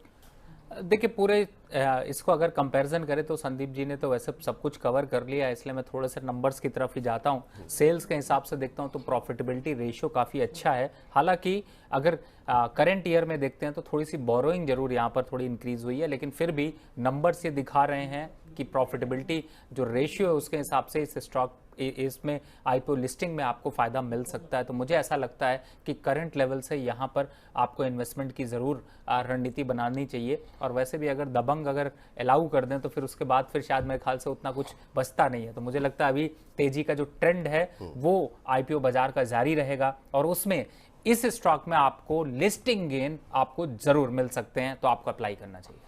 चलिए, तो ये लिस्टिंग गेन के लिए अवश्य आप अप्लाई कर सकते हैं। लंबी अवधि का अगर किसी का नजरिया हो तो पैसे लगाने चाहिए या फिर वेट करना चाहिए, एक बार लिस्टिंग के बाद सेटलमेंट हो जाए उसके बाद से थोड़ा नीचे आए फिर लेना चाहिए? देखिए, मैं तो मार्केट के मोमेंटम में मजा लेने वाला आदमी हूं। अगर मुझे प्रॉफिट मिल गया तो मैं एक बार प्रॉफिट पहले अपना इनिशियल मनी निकाल लेता हूं, उसके बाद फिर उसको लॉन्ग टर्म के लिए देखता हूं। लेकिन फिलहाल इस स्टॉक को देखते हैं तो मुझे लगता है कि आपको लिस्टिंग गेन तक ही रुकना चाहिए। लिस्टिंग गेन तक ही एक बार मिल जाए तो निकल जाइए। इस बीच हमारे एक दर्शक हैं अनवर शेख साहब, वो कह रहे हैं कि सर IPO सेगमेंट में मुक्का प्रोटीन के बारे में सर से पूछ लीजिए। क्या अभी जो है इनके पास IPO के समय से भी हैं और क्या अभी भी कह रहे हैं कि और ऐड कर सकते हैं क्या? इसके अलावा हमारे एक दर्शक हैं कौशिक कुमार जी, कह रहे हैं विपुल जी को मेरा नमस्कार, आप सर मेरा क्वेश्चन कभी नहीं लेते हैं, मैं लास्ट 6 महीने से आपको क्वेश्चन भेज रहा हूँ, अगर आज आपने मेरा क्वेश्चन नहीं लिया तो आपका प्रोग्राम देखना बंद कर दूंगा। सर ऐसे मत होइए, ऐसे नाराज आप लोग हो जाते हैं तो काफ़ी ज़्यादा हमें भी अफसोस होता है, समय की कमी की वजह से कुछ सवाल रह जाते होंगे। आपने सवाल छोड़ करके सारी कहानी लिख दी है, तो चलिए अगर सवाल आता है तो कोशिश करेंगे उसको लेने का। लेकिन रवि जी, मक्का प्रोटीन के ऊपर आपकी टिप्पणी। देखिए, जब आप IPO सेगमेंट की चर्चा करते हैं तो बहुत से लोगों ने ये कहा है कि आप IPO के स्टॉक्स की एटलीस्ट एक बार अपडेट लिया करिए। तो बहुत अच्छी बात है कि विपुल जी आज आप ले रहे हैं। मुक्का प्रोटीन में अगर आपको बने रहना है, उसका प्रोटीन अभी और बढ़ेगा, बॉडी और बनाएगा, बिल्डअप और करेगा। तो यहाँ पे टारगेट देखते हैं तो मुझे लगता है कि 56 रुपए का टारगेट आपको अचीव होता हुआ नजर आ सकता है। तो तब तक तो बने ही रह सकते हैं। हाँ, जहां तक फ्रेश खरीदारी की बात है वो अभी यहाँ पर राय नहीं है, और फ्रेश खरीदारी के लिए दूसरे और विकल्प ज्यादा अच्छे होने की वजह से इस पर राय नहीं है। अगर आप इसी को फोकस कर रहे हैं तो अभी 56 रुपीज का टारगेट आपको दिखने को मिल सकता है। चलिए, तो ये राय निकल करके आती हुई और इस बीच अब देखते हैं जरा SME क्षेत्र में क्या हलचल चल रही है, उसके बारे में अपडेट लेते हैं संदीप जी से। संदीप जी, वहां पर क्या कुछ हलचल देखने को मिल रही है SME क्षेत्र में? पहले जरा 2 लिस्टिंग की बात करते हैं, और जो दोनों लिस्टिंग हुई हैं दोनों ही धमाकेदार हैं, दोनों ही 90% के प्रीमियम पर हुई हैं। जैसा कि सेबी ने अपना रूल जारी किया भी है हाल में कि 90% से ज्यादा प्रीमियम पे लिस्टिंग नहीं हो सकती। पहला है सती पॉलीप्लास्ट, 247 रुपए, ये इसका ओपनिंग प्राइस है जहां पे लिस्टिंग हुई है। 90% प्रीमियम इसलिए क्योंकि 130 रुपए का इसका इशू प्राइस था, और लिस्टिंग के बाद भी आप देखिए जो 90% प्रीमियम पे लिस्टिंग हुई, ओपनिंग हुई, उसके बाद भी 5% का ऊपरी सर्किट इसमें आपको नजर आएगा। कंपनी ने कुल 17.5 करोड़ रुपए के आसपास की रकम जुटाई है। पूरी तरह से ये फ्रेश इशू था, और इनफैक्ट जिस तरह का सब्सक्रिप्शन था उससे लग भी रहा था कि जो लिस्टिंग है काफी दमदार होनी चाहिए। 500 गुना के आसपास ऑलमोस्ट ये भरा था, 499.13 times to be precise. QIB 146 गुना, HNI ऑलमोस्ट 570 गुना, और रिटेल का हिस्सा सबसे ज्यादा 670 गुना से ज्यादा भरता हुआ दिखा था। तो एक्सपेक्टेड था कि ऐसे फायरवर्क्स आते हुए दिखेंगे भी। दूसरा नाम है प्राइजर विजटेक का। इसमें आप देखेंगे 165 रुपये 30 पैसे ये इसका ओपनिंग प्राइस है जहां पे लिस्टिंग हुई है। ये भी 90% प्रीमियम पे है क्योंकि 87 रुपये इसका इशू प्राइस था और इसमें भी आपको 5% का ऊपरी सर्किट नजर आएगा। 25 करोड़ रुपए के आसपास की रकम जुटाई गई इस आईपीओ के जरिए जो कि पूरी तरह से कंपनी के पास फ्रेश इशू से आई है। इसमें भी जो आंकड़े आए थे आईपीओ भरा था वो 219 गुना के आसपास भरा था। इसमें क्यूआईबी करीब 95 गुना, एचएनआई 280 गुना और यहाँ पे भी आप देखिए रिटेल का काफी अच्छा रिस्पांस था। 264 गुना के आसपास रिटेल में भी ये आईपीओ भरता हुआ दिखा था। तो नंबर्स बहुत स्ट्रांग थे सब्सक्रिप्शन के दोनों में और जैसा एक्सपेक्टेड था फायरवर्क्स देखने को मिले लिस्टिंग के दिन। जी चलिए, तो ये बात यहाँ पर निकल करके आती हुई। और सर इन दोनों में लिस्टिंग में से अगर किसी ने अप्लाई किया हो और उनको मुनाफा मिल रहा हो तो क्या करना चाहिए, और जो लोग सेकेंडरी मार्केट में निवेश करना चाहते हैं आकर के उसको पीछे खरीदारी करना चाहते हैं, क्या उनको करना चाहिए अभी? देखिए मुझे लगता है जिस हिसाब से बाइंग फ्रीज है और अग्रेसिव स्ट्रॉन्ग के साथ खुला है तो अभी तो थोड़ा स्टॉक और चलेगा। फ्रेश बाय की बिल्कुल रिकमेंडेशन नहीं क्योंकि बहुत ज़्यादा हायर साइड पे लिस्टिंग आपको देखने को मिल रही है, लेकिन काटने की भी राय नहीं है। वैसे तो आप काट भी नहीं अभी पाएंगे, लेकिन मुझे ऐसा लगता है कि आपको इसको एटलीस्ट 1 से 2 महीने तक कंटिन्यू, जो आपका मिनिमम पीरियड है उसको कंटिन्यू करना चाहिए। जी चलिए, तो ये राय यहाँ पर निकल करके आती हुई। अब बिल्कुल आखिरी हिस्से में चलते हैं और बाकी एसएमई क्षेत्र में कौन से आईपीओ खुले हुए हैं संदीप जी? 2 आईपीओ हैं जो कि आज ही खुले हैं। एक है RNFI सर्विसेज। इसमें आप देखेंगे जो प्राइस बैंड है वो 98 रुपये से 105 रुपये का है।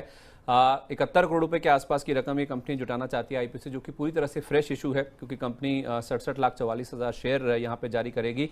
पहले दिन आप देखें 12:30 बजे तक के जो नंबर्स मेरे पास हैं सब्सक्रिप्शन के, उसमें 2 गुना से ज्यादा ये आईपीओ ऑलरेडी भर चुका है। रिटेल का सबसे ज्यादा उत्साह है, आप देखिए 3.25 गुना के नंबर्स यहाँ पे हैं और NII यहाँ पे भी 1.25 गुना के आसपास ये भरा है। 60 रुपए का आपको यहाँ पे ग्रे मार्केट प्रीमियम नजर आएगा, यानी कि 105 रुपए के शेयर पर ऑलमोस्ट आपको 50% से ज्यादा का जो प्रीमियम है वो नजर आएगा। इनफैक्ट ये जो ग्रे मार्केट प्रीमियम है ये पिछले कुछ दिनों में बढ़ता हुआ दिखा है क्योंकि 18 तारीख को 40 था, 19, 20, 21 तारीख को बढ़कर 50 रुपए हो गया ये, और अब आपके सामने 60 रुपए के जो नंबर्स हैं वो नजर आ रहे हैं। तो यहाँ पे जो उत्साह है वो आपको थोड़ा सा बढ़ता हुआ दिख रहा है ग्रे मार्केट में भी।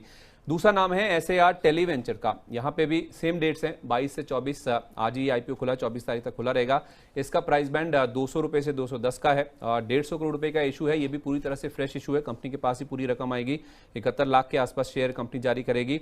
लेकिन इसमें अगर आप सब्सक्रिप्शन देखेंगे तो वो आपको थोड़ा सा निराश करता हुआ दिखेगा। पहले दिन 12:30 तक के जो बजट के तो नंबर हैं उसमें आधा गुना भी नहीं ये भरा था।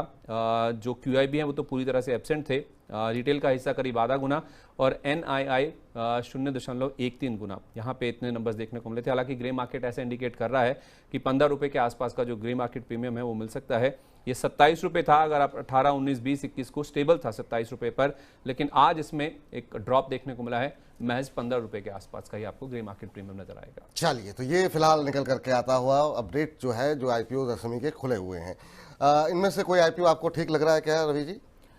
देखिए मुझे ठीक तो इतना ही लग रहा है कि बस मैं इनको देखूं नहीं दोबारा, बस इतना ही ठीक लग रहा है। क्योंकि देखिए SAR टेलीवेंचर की बात कर लें, अगर आपको नंबर्स अच्छे लग रहे हैं तो एक बार जरा बोरोइंग जाके देख लीजिए, वो नंबर्स भी आपको और अच्छे लगेंगे। बस इतना ही लगेगा कि चलो आप लिस्ट करा रहे हो, आप करा लो भैया, हम नहीं आएंगे आपके साथ में।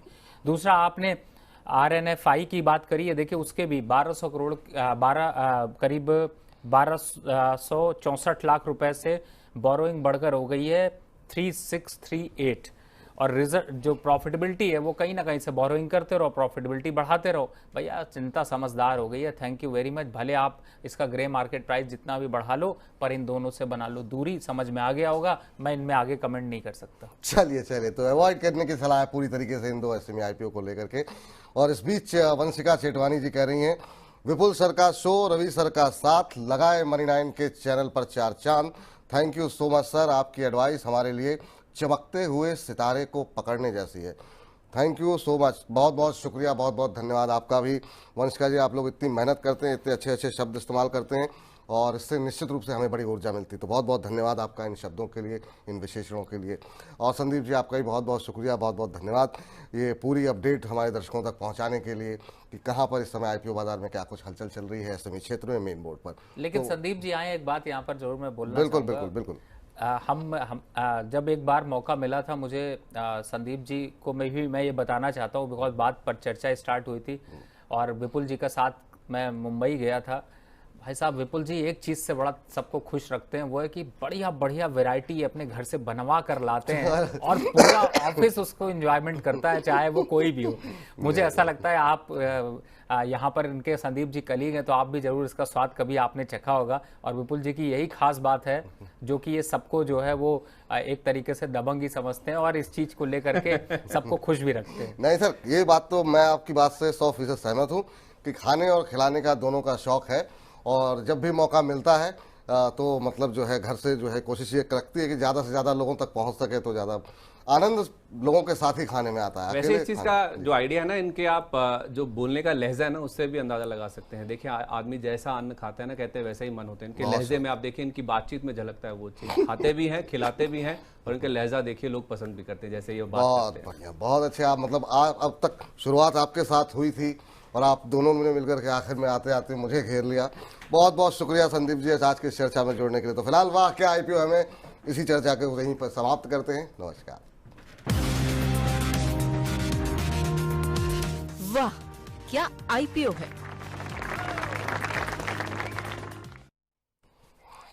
चलिए अब खास सेगमेंट हमारा जिसपे हम शुरू से ही बातचीत कर रहे हैं, जिसका कि इंतजार आप लोग पूरे कार्यक्रम के दौरान करते रहे, अब वो वक्त आ गया है। रुख करते हैं चुन चुन के का।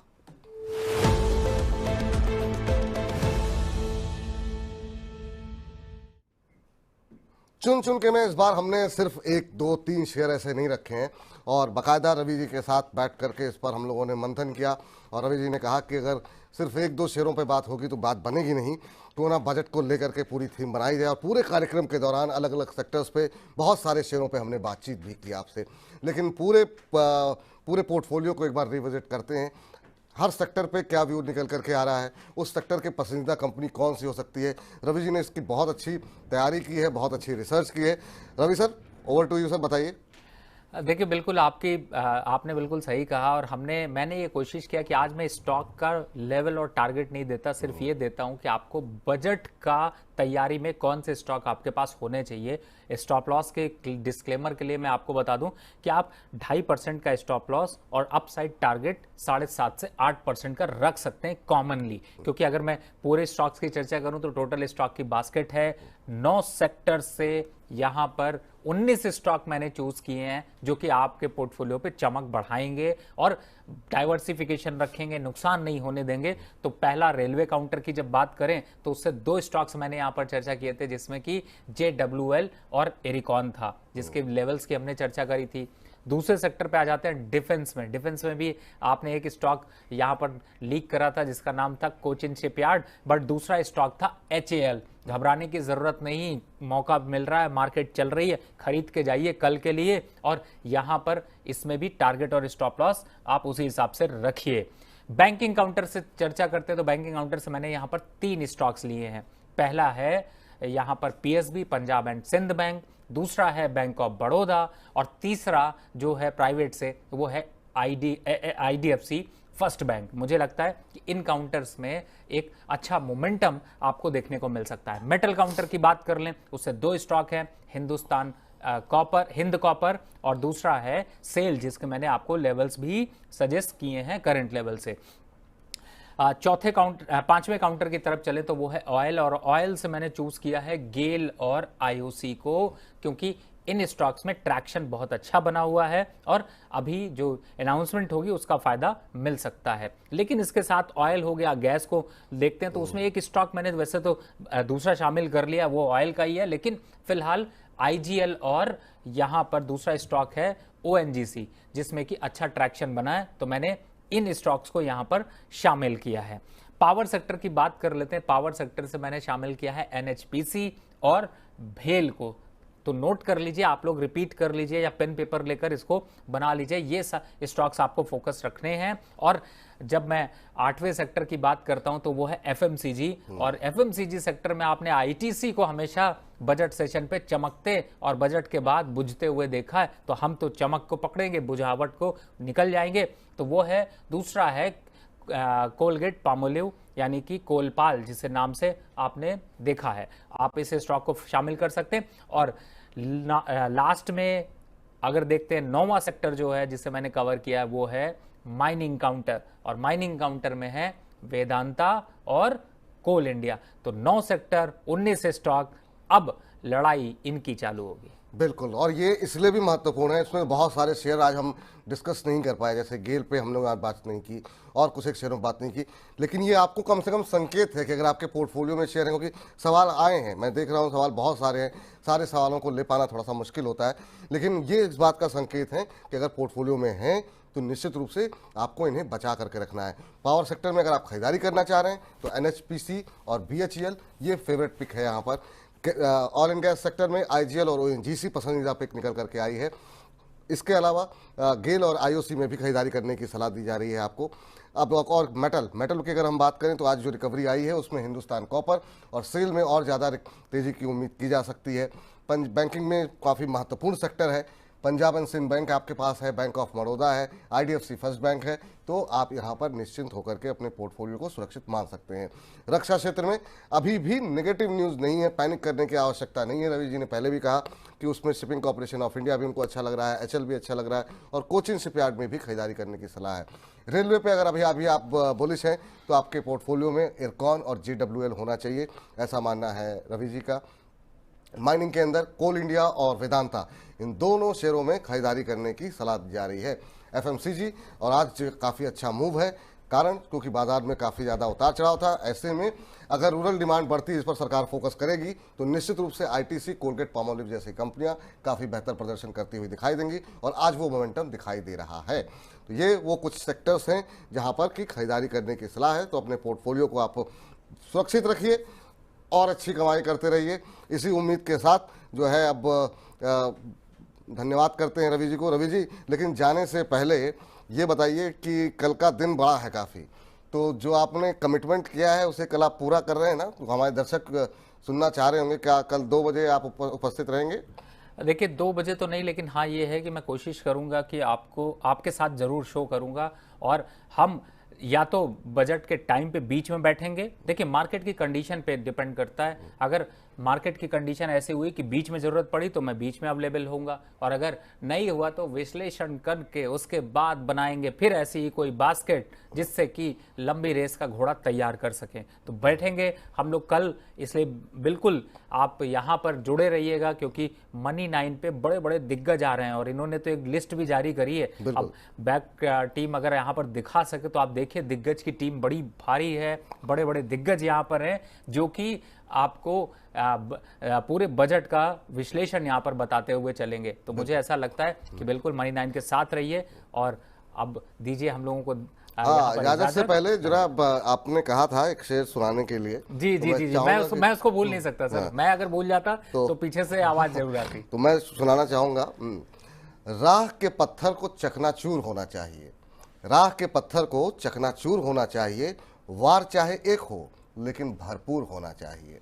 सिर्फ इतना ही नहीं कि वो अपनी हार मान ले, सिर्फ इतना ही नहीं कि वो अपनी हार मान ले, वो हमारे सामने मजबूर होना चाहिए। तो हम लोग अपने दर्शकों के सामने मजबूर हैं और ऐसे ही हमारे दर्शक कैसे ही प्रेम बनाए रखें। रवि जी, आज की इस चर्चा में आप जुड़े, कोई डिस्क्लोजर आपकी तरफ से? जिन भी स्टॉक्स की चर्चा मैंने करी है, ऐसे सजेशंस मेरे क्लाइंटों को गए हैं, मेरी पर्सनल कोई भी पोजीशन नहीं है। तो फिलहाल आप लोग बजट की तैयारी में जुटे रहिए, इधर उधर के स्टॉक ढूंढने की कोशिश बिल्कुल मत करिए। जिन स्टॉक्स को बताएं उनको फोकस करिए और स्ट्रैटेजी बनाइए, पैसे कमाइए। और इसी के साथ जैसा कि अभी रवि जी ने बताया कि कल हम लोगों के साथ काफ़ी सारे मेहमान जो है जुड़ने वाले हैं। हमारे तमाम सोशल मीडिया पे वो तमाम तस्वीरें जो है हमने पोस्ट की हुई हैं और हमने एक प्रोमो भी तैयार किया, उस प्रोमो को देखिए और कल दिन भर हमारे साथ लगातार बने रहिए। नमस्कार। शेयर बाजार पर कैसा होगा बजट का असर?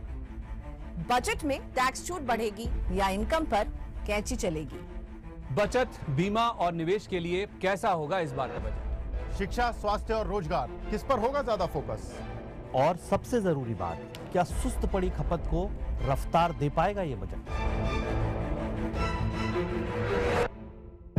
सवाल अनेक, जवाब एक। बजट का दिन मनी 9 के साथ।